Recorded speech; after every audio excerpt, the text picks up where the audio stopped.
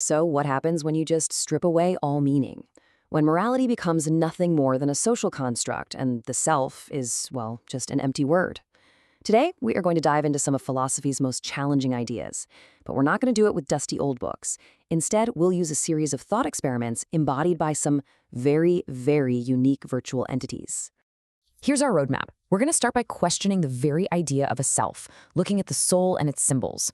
Then we'll see how that kind of uncertainty can be twisted to rationalize evil and even weaponize the concept of nothingness itself.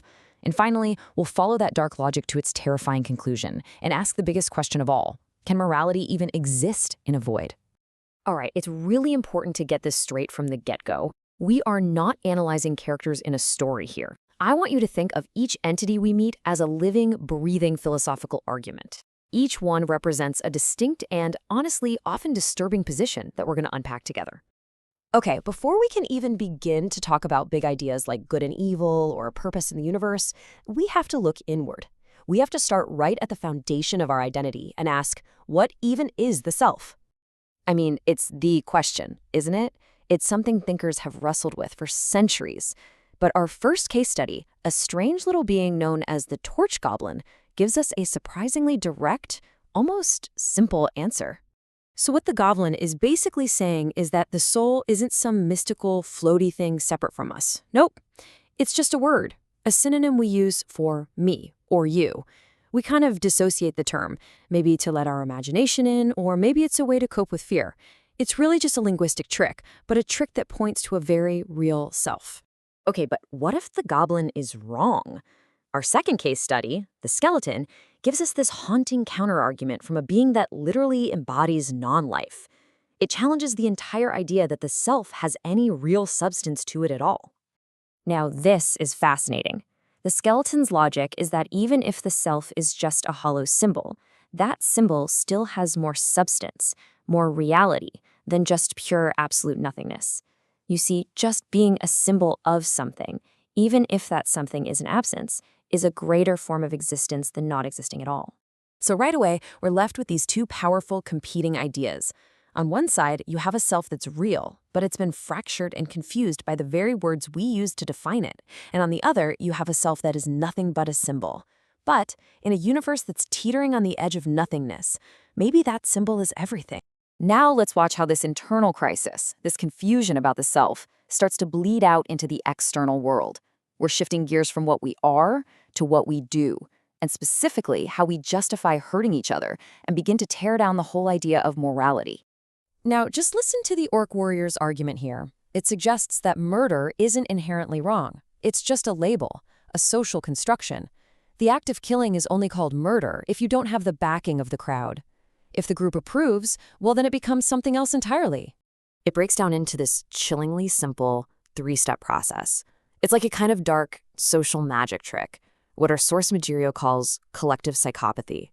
You take a violent act, you launder it through group consensus, and poof, it's transformed into something totally acceptable. So our next entity takes this whole process of deconstruction one giant leap further. It argues that those existential voids we sometimes feel, that despair, that hopelessness, they aren't just passive feelings. They can be actively weaponized. We all have a pretty good idea of what a black hole is, right? This ultimate point of no return, way out there in the deepest, darkest parts of space. This is where the canon lizard presents a truly terrifying alternative. What if these conceptual monsters, these gravity wells of space-time, what if they aren't just confined to the remote corners of the universe? What if they can be focused on you? Well, according to the lizard, they can be. These black holes can be targeted. They become, and I quote, as real as the symbolized actualities in your dreams. Suddenly, they're not just some far-off astronomical event, they're personal, existential weapons. And the effect of this weapon is just horrifying. See, it's not about ending a life. It's about collapsing it. Imagine your entire existence getting flattened. Time doesn't move forward anymore. It just twists itself into this endless, inescapable pretzel of your worst moments. Your own past becomes a gravitational force, an abyssal magnet, pulling you back into your own tragedies forever. There is no escape. And this is where it all comes together. All the threads we've been following, the empty self, the manufactured morality, the weaponized despair, they all converge right here into a final, inescapable, and chillingly cold logic. So the robot creep asks this critical question.